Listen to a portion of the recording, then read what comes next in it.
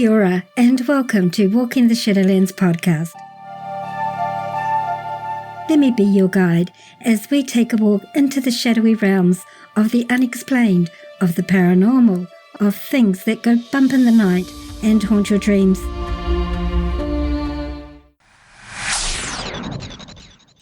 Your hosts?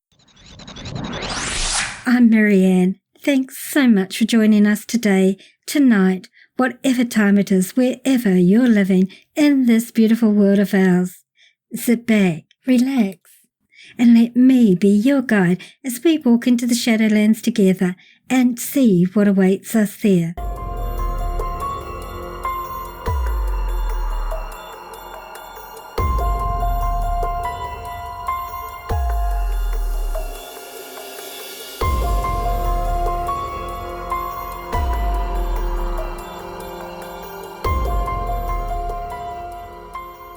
Picture this.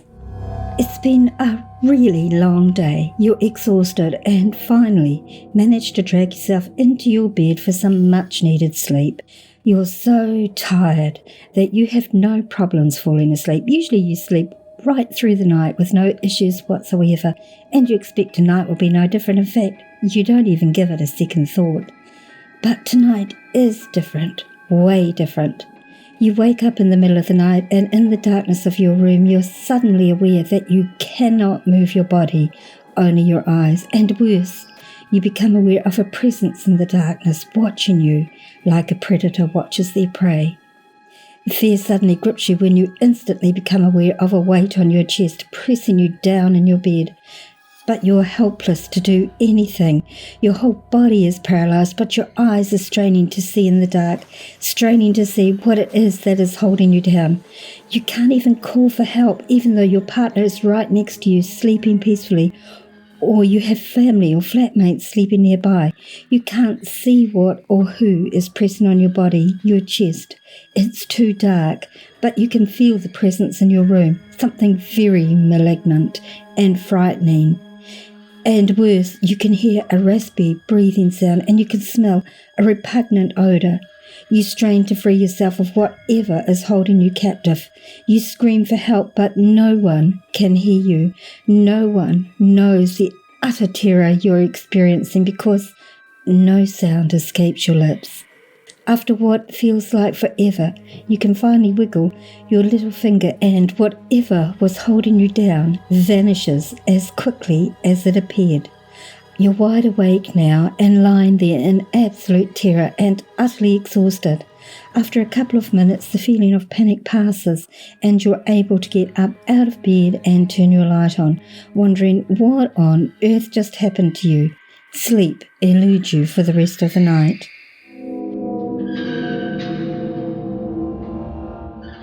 Riding the witch, otherwise known as the old hag syndrome, night terrors, or you may know it by the more modern term of sleep paralysis. It's a very terrifying, very real experience, one where people all describe horrific feelings of waking and being unable to move. Sometimes they smell things, see beings, feel a very malevolent presence, or feel as though they are being choked. Almost all feel as though they are being held down, many with pressure on their chests. In this episode, we're going to delve into the shadowy realms of the night terrors. But the question is, are you willing to walk with me into this part of the Shadowlands and see what awaits us there? Then let's begin.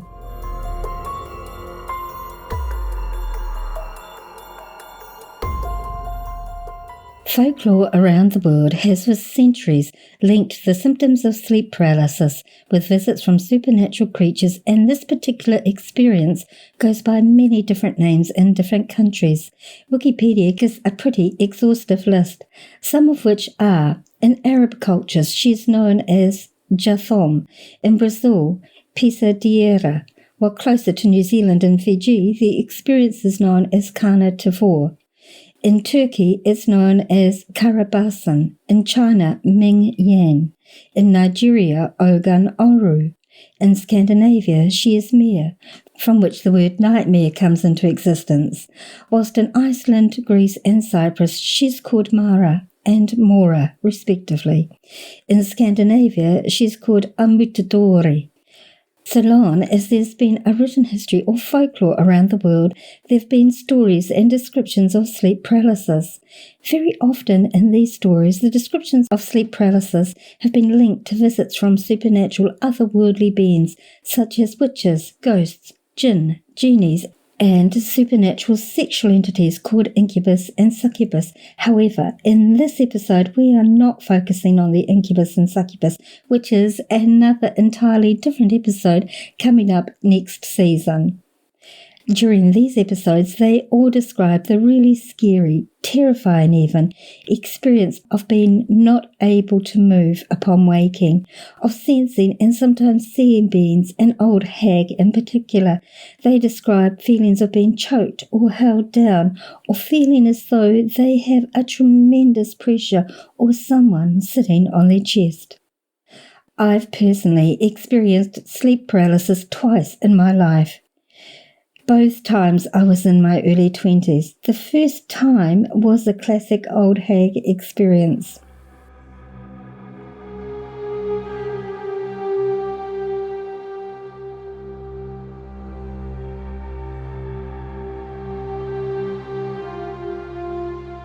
I was staying over at my boyfriend's parents' home, so of course we were in separate rooms. This was over 40 years ago. I was unfamiliar with the space. It was the first time I'd actually stayed there.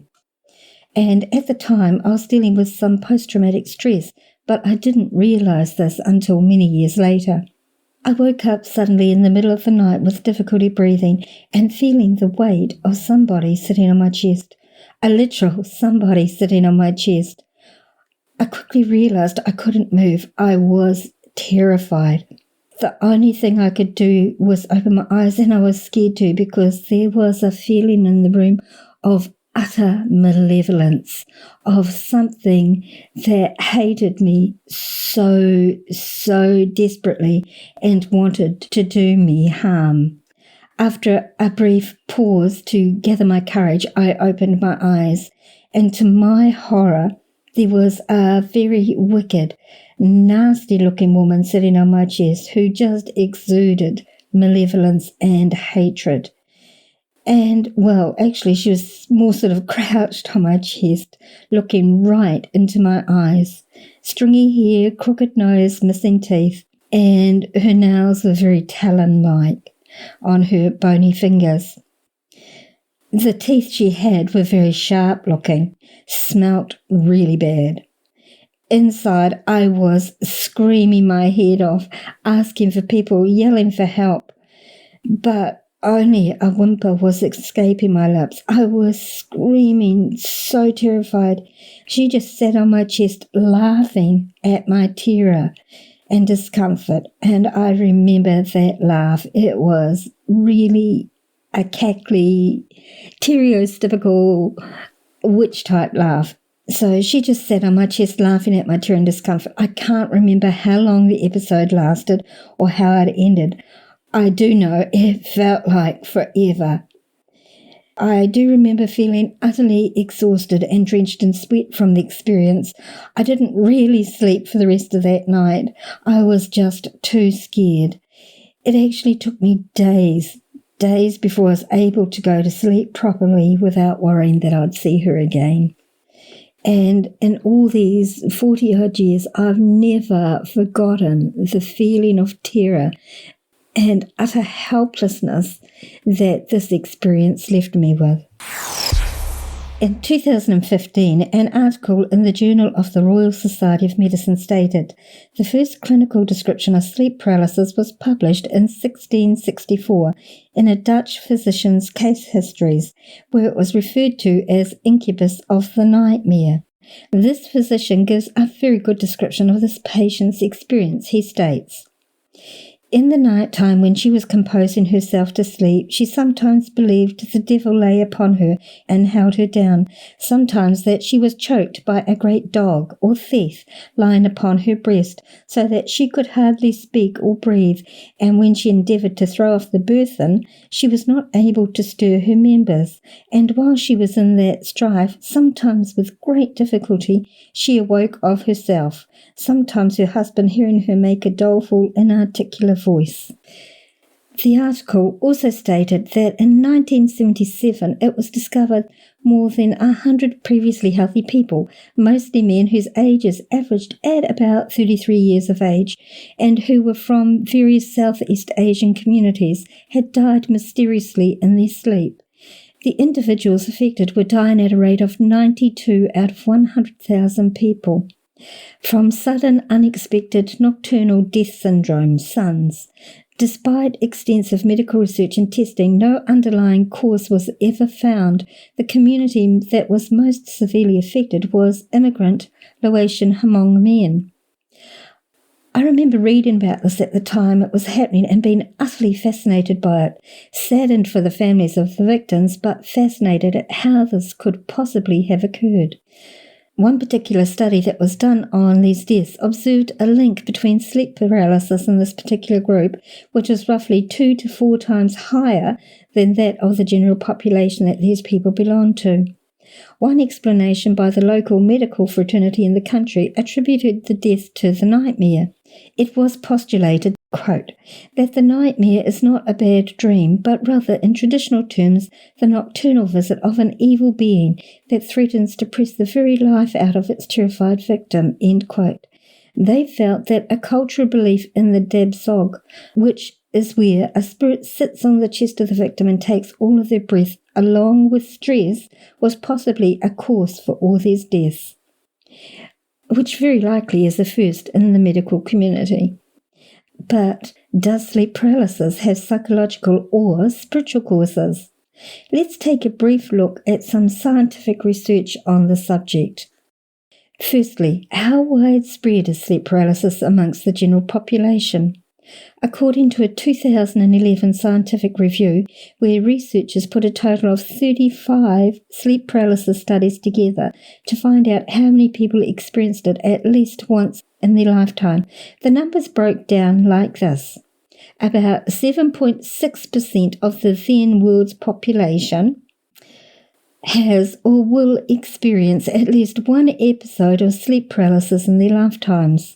The review also noted that there was a higher incidence of this happening among students and psychiatric patients, especially those who had post-traumatic stress or panic disorders, specifically 28.3% of the students in the studies and 31.9% of psychiatric patients. There are a number of sleep disorders and issues that can feature or can cause sleep paralysis, particularly narcolepsy, which is a condition where the person suffers from excessive sleepiness, sleep attacks at the drop of the hat, and oftentimes a sudden lack of muscle control. Also, they can often suffer from hallucinations with the sleep attacks. Other disorders that can cause this are other sleep issues such as sleep apnea, insomnia, as in Rhiannon's case later in this episode, and nocturnal leg cramps. Other health factors such as hypertension, seizure disorders are also associated with sleep paralysis episodes. Substance abuse and medication use, jet lag, student status, shift work and associated changing sleep patterns. So there are a number of physical reasons that scientists state can cause this experience. Finally, they also say a person's personality and anomalous beliefs can play a part as well. If these hallucinations happen when a person is falling asleep, they are called hypnagogic hallucinations. If they happen upon waking, they are called hypnopompic hallucinations. Where a person suffers from sleep paralysis without having narcolepsy, then this is called isolated sleep paralysis, or ISP. Or if it happens repeatedly, it's called recurrent isolated sleep paralysis. Medical professionals and scientists studying this disorder generally agree that sleep paralysis is a neurological, physiological disorder rather than anything actually paranormal in basis. They say that sleep paralysis is more to do with your sleep cycle and that it comes out of a disrupted REM sleep phase. For those listeners who do not know or have not heard of sleep cycles before, there are 4 general stages that we go through in our sleep cycles, day or night.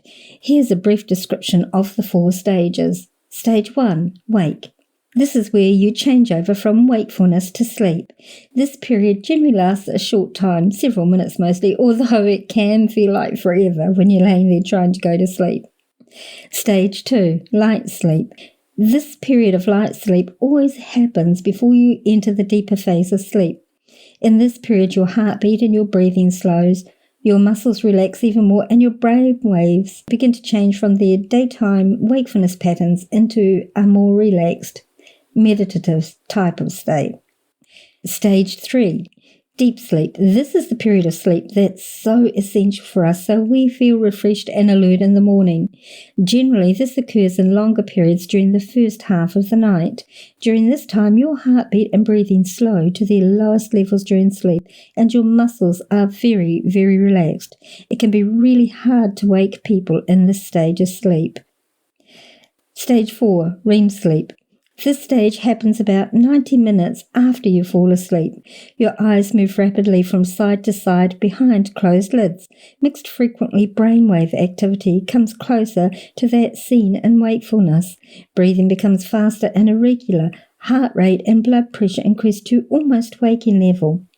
This is also the stage of sleep when most of us dream, although some can happen in non-REM sleep. Arm and leg muscles are temporarily paralyzed, which prevents you from sleepwalking or acting out your dreams. REM sleep is still being studied by neuroscientists who don't fully understand its total function.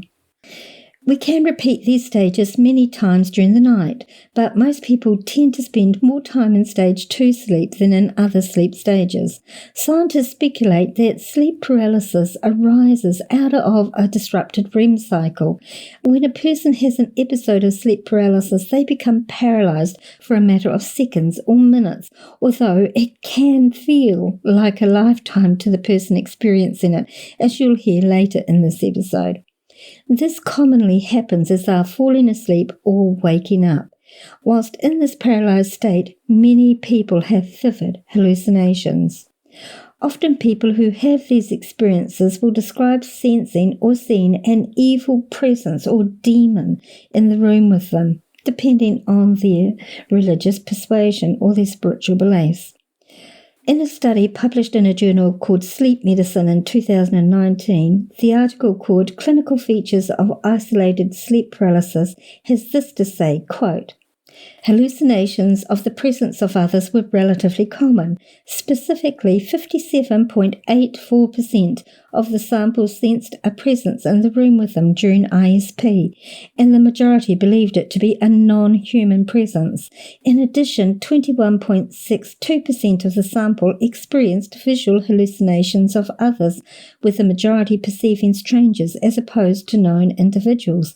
A panoply of supernatural paranormal entities were reported by the 24.32% of participants who hallucinated non-human beings. A minority of individuals with ISP experienced clinically significant distress, 10.27%, and/or impairment, 7.57%, as a result of the episodes. The article concludes with, ISP episodes were complex and often multisensorial experiences, and the majority of the assessed symptoms were associated with clinically significant levels of fear or distress. End quote.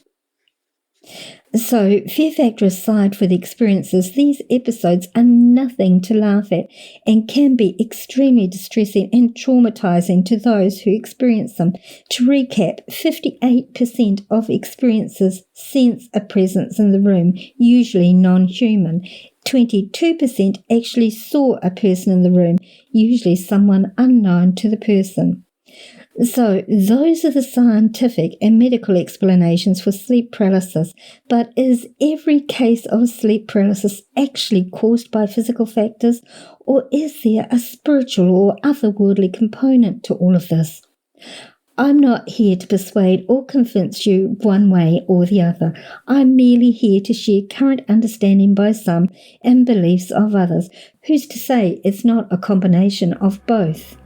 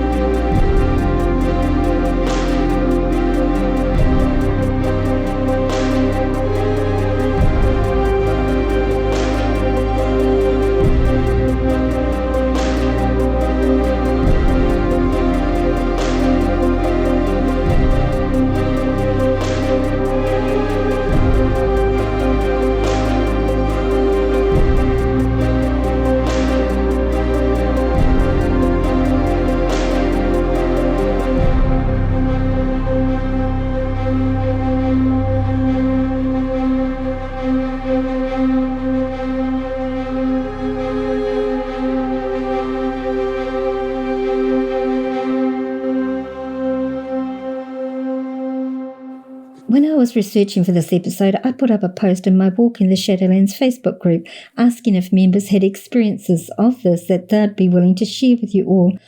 I was completely unprepared for the amount of members who responded in the group and privately via messages or emails to me. Let's hear some of their experiences.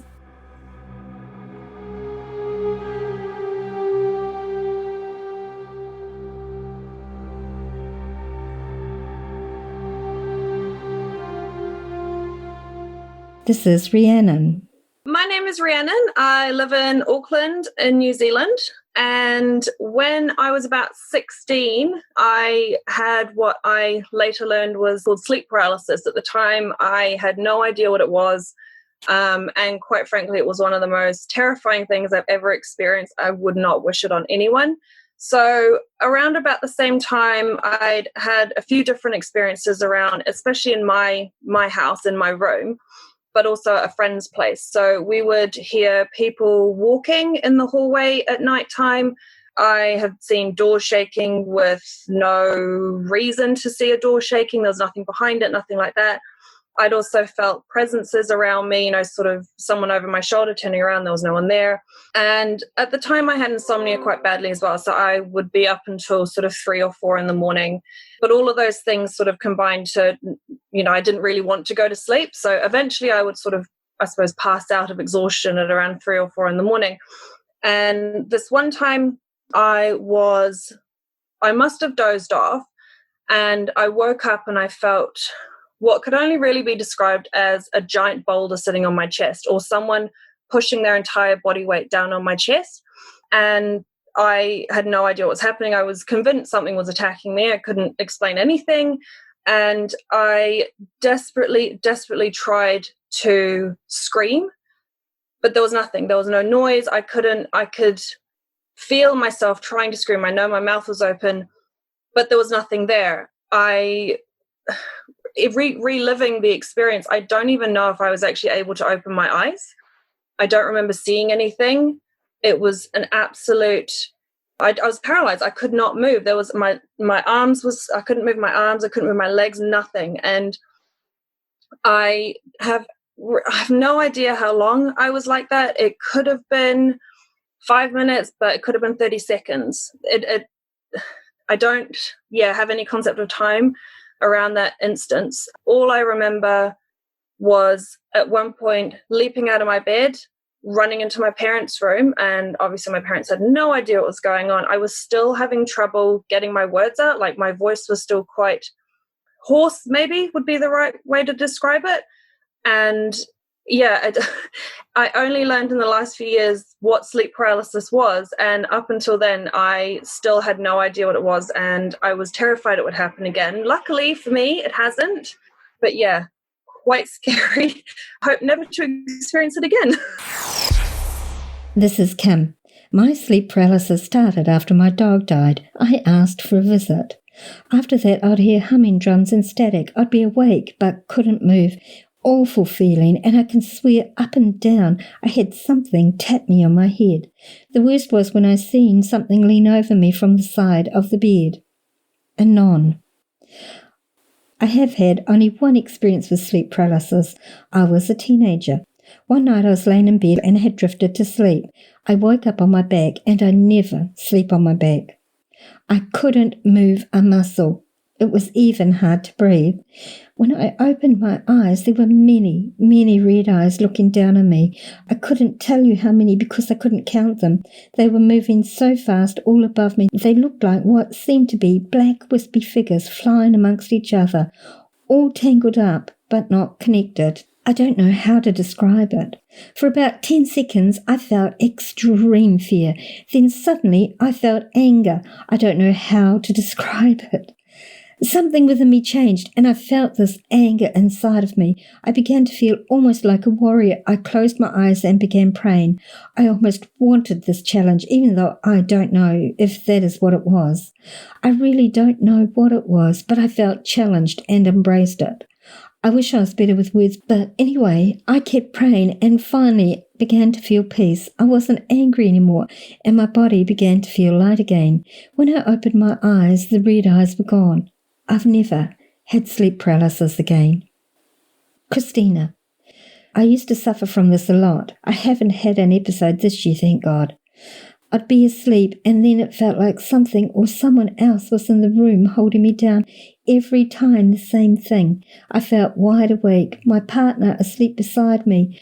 I'd try to grab him and shake him to wake him up. I even tried screaming out to him, but nothing would work.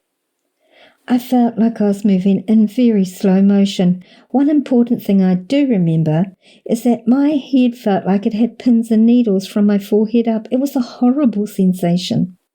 I got to the point where I was too scared to go to bed at night, so I used to sleep on the couch. And it used to happen there as well.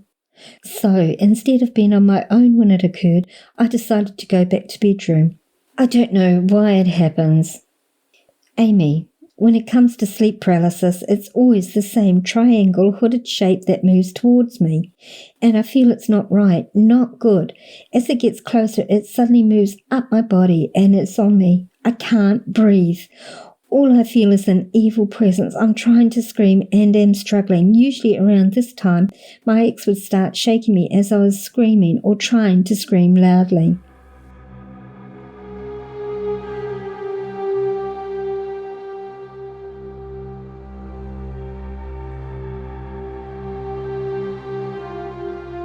My name's Lee. I'm from Manchester in the UK, and I've had sleep paralysis quite a few times over the years.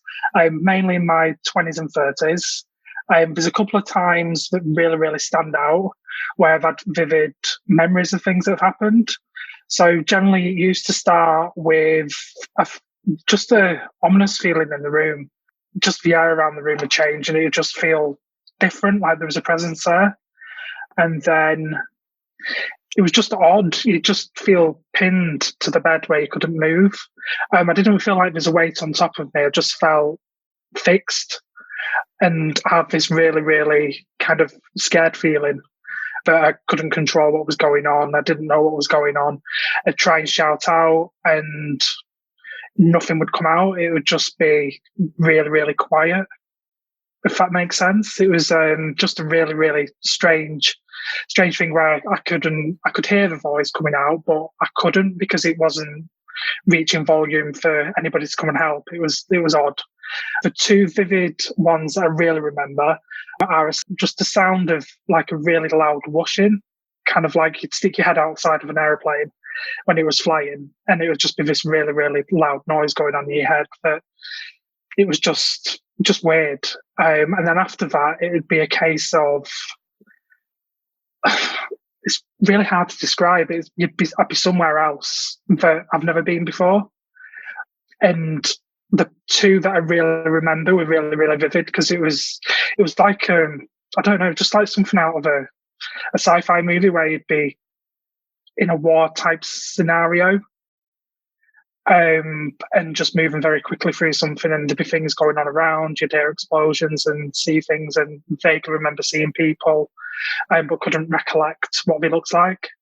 It seemed like that'd go on for hours, and then the next thing I know is the whooshing had come again, and then I'd kind of wake up, and I'd wake up in a pool of sweat on the bed. It'd be really, really strange, but a really frightful experience. Other times it's happened, I've not had anything vivid like that. I can't recall what's happened. I remember hearing the noise. I know that there's been some sort of a dream, but I've never been able to recall it. But I'd be able to feel when it was coming on, in the fact that I'd feel awake when it was happening. And I feel that it was uncontrollable. I couldn't stop what was happening. I'd just feel that I was awake and I was looking around, but I couldn't move. It's just, and the partner had been in the bed next to me, had been shouting, trying to wake the partner up, but nothing obviously was coming out, and I couldn't move, and I couldn't nudge them to wake them up. I'm 42 now. I think the last time I had one was about 3-4 years ago. Anon. The second time, it was as if the demonic entity was focusing on my baby. I was pregnant with her at the time. I then woke as I felt extreme pressure on my tummy, and I couldn't move or talk or do anything, but I could sense a figure on top of me like a big mass of heavy energy. It felt like a massive weight was slowly pinning my neck down, also choking, and I couldn't breathe very well. It felt like it was drawn to my baby mostly. I could feel the energy as if it was communicating. It wanted my baby. Jazz. When I was around 11, I had changed my bed, so there was no wall behind my head, just a cupboard door about 1 metre away. I woke up to a ringing noise and whispering in my ear, and then my whole body froze. I tried screaming out to my mum, but I couldn't. I had one of those mosquito nets around my bed, and when I looked up, it was caving in from the side, as if the wind were blowing it. Then it just went away and never happened again. The second time it happened, I was on holiday in Thailand, and the TV was on. I was drifting off to sleep. I started feeling my body go numb, and this ringing noise. So I opened my eyes, and I saw these 2 children at the end of the bed, but the TV wasn't on now. They had almost black holes as faces, and rose vines started growing up towards me on the bed. I tried talking, but I couldn't, and I eventually shook it off and turned to my boyfriend at the time and asked him if he saw what had just happened. He said no, he was just watching TV. I don't know if this is sleep paralysis at all, but I feel like when I'm sleeping, I know it's going to happen. It's happened a few times since then, but nothing crazy ever happens. I just have a massive adrenaline rush of feeling and a ringing noise feeling in my head. My whole body is frozen during them, and I can't make a noise, no matter how hard I try. Luella. I've had it happen 2 or 3 times. I woke up in the middle of the night and thought I heard someone knock on the door or on the walls somewhere in our house. And I remember thinking, that sounded like someone knocking at the door, but it's the middle of the night, and I was facing away from our bedroom door. Then I felt a hand run down my head with a lot of pressure, like stroking my hair really slowly. My eyes flew open. I couldn't move at all. I felt my partner beside me and I was heavy breathing. He sleeps through anything, but I was trying to get his attention that there was someone in our house. But obviously I couldn't move or speak. I felt this overwhelming fear wash over me, and then it all stopped as quickly as it began, but it felt like forever. I was still frozen in place for maybe 5 or 10 minutes after it happened, and I started crying because it was the most terrifying experience of my life. I'm pretty prone to bad dreams, but that was something I'd never experienced before. Annalise. I've had sleep paralysis quite a lot in my more recent years. Usually it happens when I'm severely depressed. I often wake to a tall black figure standing at my bed. I cannot move. Usually try to scream for someone to wake me because I know what's about to happen.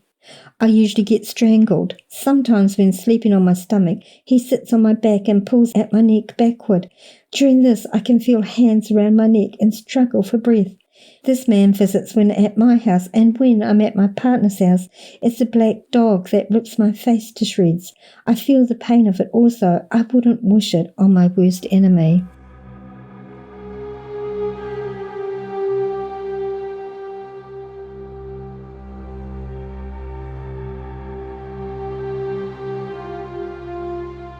Well, my name's Alice.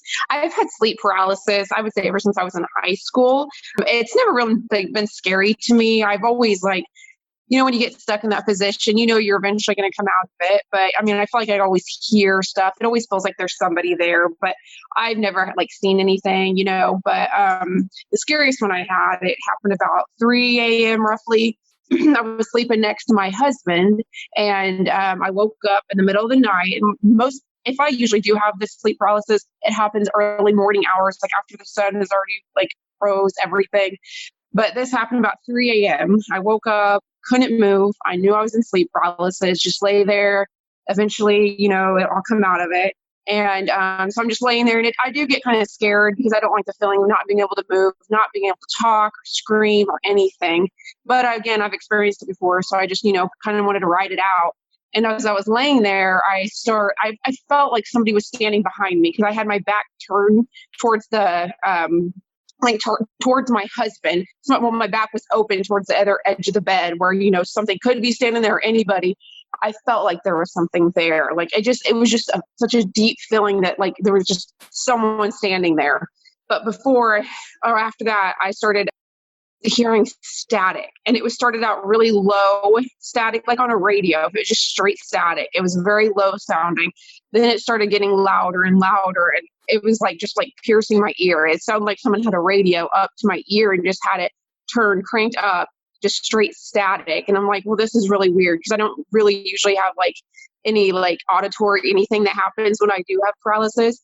So I was like, well, this is getting weird. And I was starting to get kind of scared at that point. And then I started, kind of feeling that there is somebody there behind me. And it was just such a crazy feeling. I've never felt it that intense before. So as the static's going in my ear, I hear something over the static, and it sounds, there's somebody talking to me, and it sounded like almost like a man, but it was so hard to understand anything. But something came over the static, and it sounded like it was right behind me. It wasn't coming out of the radio sounds. It was something that was right behind me. And it sounded like it asked me 2 questions, in that tone, but I couldn't understand at all what was being said. So, and then about that time, by that second question, the static starts just kind of drifting away. I'm scared to death at this point. I'm trying to just shake myself, get up out of it. I'm trying to scream. You can't scream. So, and about that time, I just kind of slipped slowly out of paralysis. I was able to move. I woke up in extreme fear though. I had my husband get up. He went, I had him check the house because I was convinced that there was somebody in the house, and I don't get scared of stuff like that. I mean, I've had weird stuff happen and everything like that, but I have never, ever felt something like that before, ever. And it scares me. And now I get scared to ever have sleep paralysis again, just after what happened that night.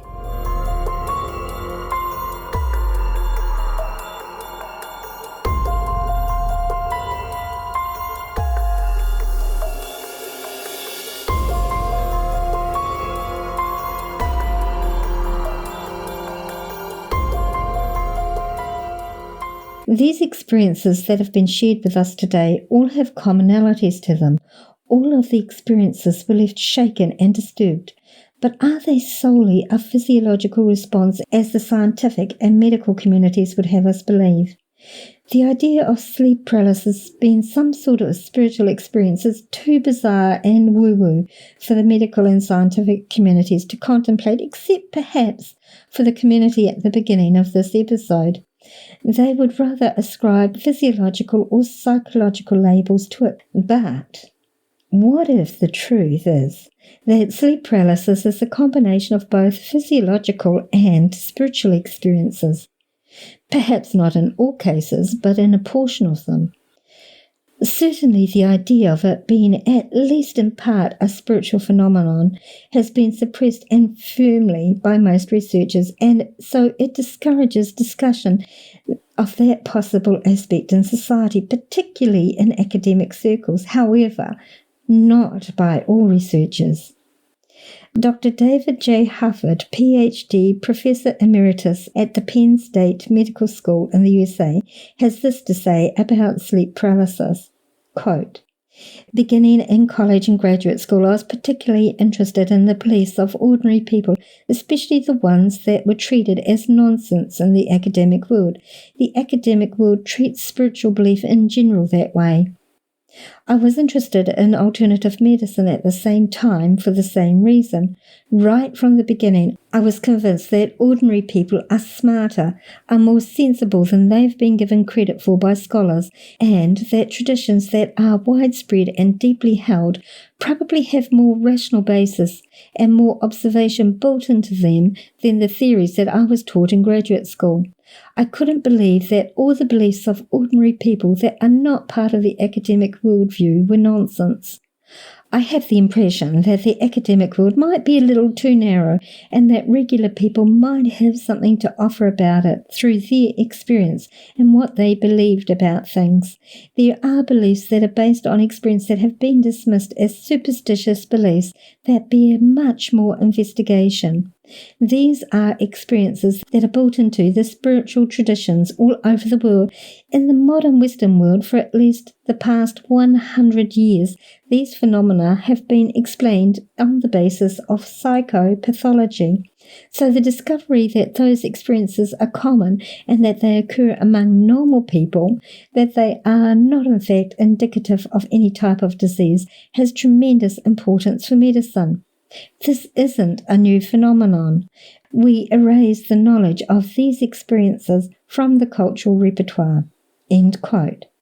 It would appear that almost all of the scientific approaches to sleep paralysis just assume that the things that people see or feel or hear during these experiences are hallucinations and automatically dismiss any other sort of perceptions or thinking about it.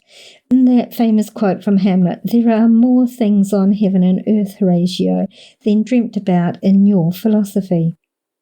Quantum science, for example, as spoken of in my episode on A Glitch in the Matrix, a holographic reality, shows us that there are definitely other worlds, other dimensions of being that we are not yet able to perceive easily.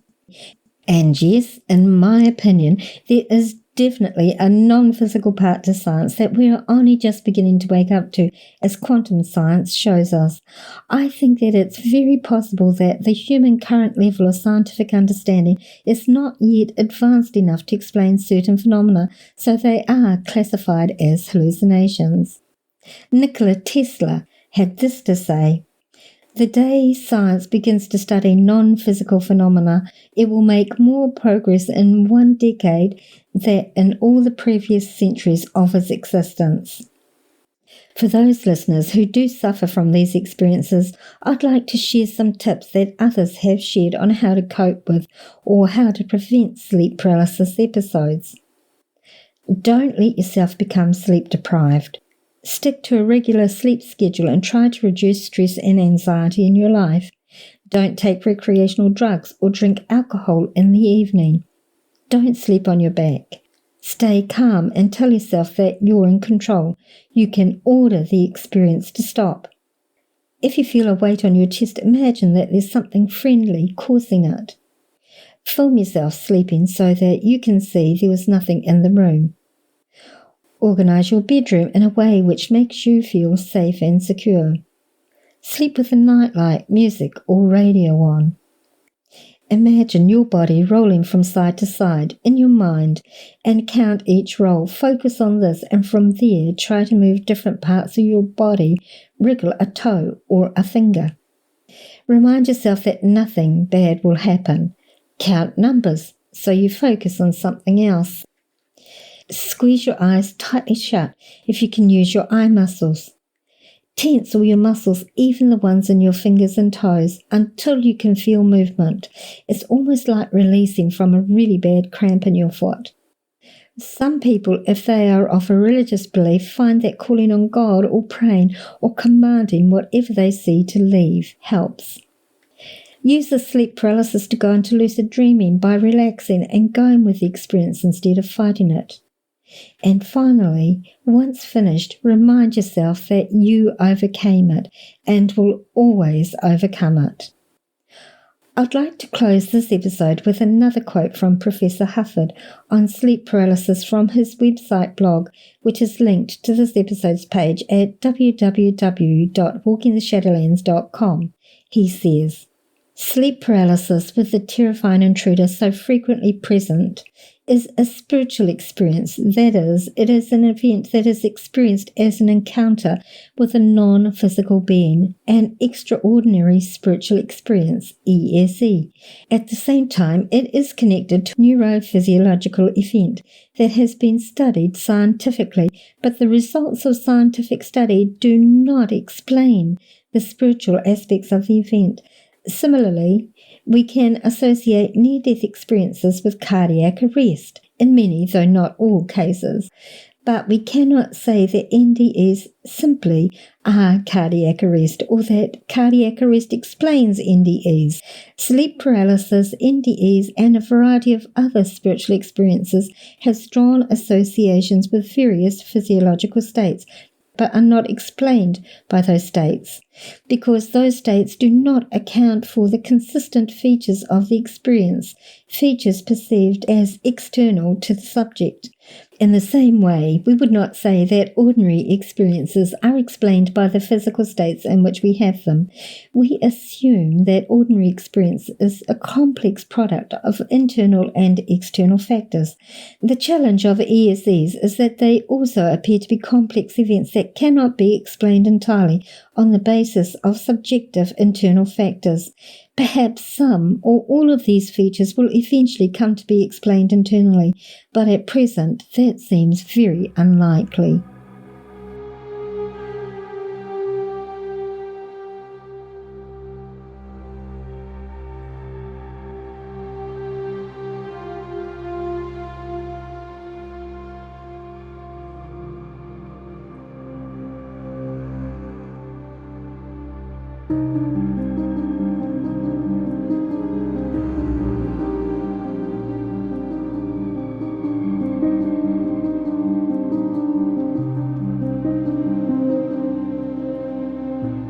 I want to thank all the members of my Walking the Shadowlands Facebook group who are kind enough to share their experiences with us. Our bumper music today is called Night Watch by Third Age.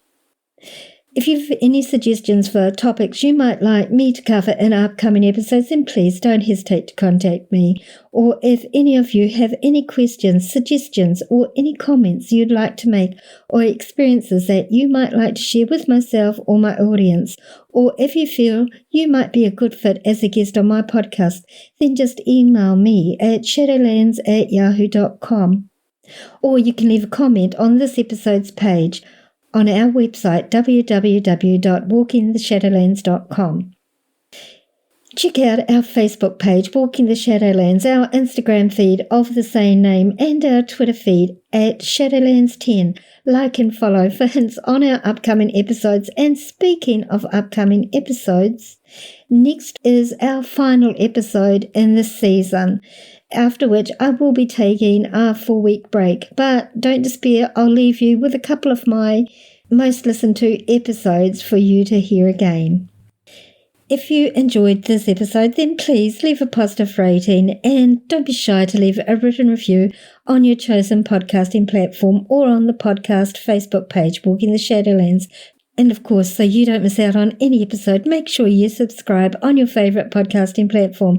This podcast is available on all free podcasting platforms and from iHeartRadio as well.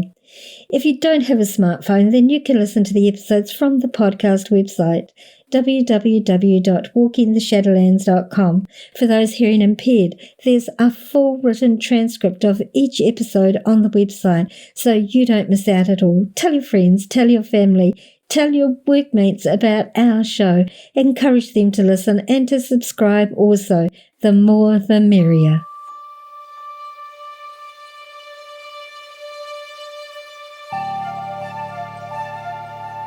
Thank you so much for listening today, tonight, whatever time it is, wherever you're living in this beautiful world of ours. We'll see you in 2 weeks' time.